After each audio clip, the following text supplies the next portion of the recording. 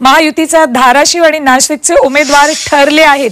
धाराशिव मधून विक्रम काळेंना उमेदवारी दिल्याची माहिती सूत्रांनी दिली आहे, तर नाशिक मधून छगन भुजबळांना उमेदवारी दिल्याची माहिती सूत्रांकडून मिळते।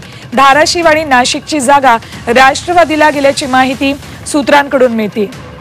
अपडेट्स घेऊयात आमचे प्रतिनिधी कृष्णात पाटील यांच्याकडून। कृष्णात, अखेर नाशिक आणि धारावीची जागा अजित पवार गटाला सुटल्याचं कळतंय। महायुतीतल्या 2 जागांचा तिढा सुटलाय अशी माहिती मिळते।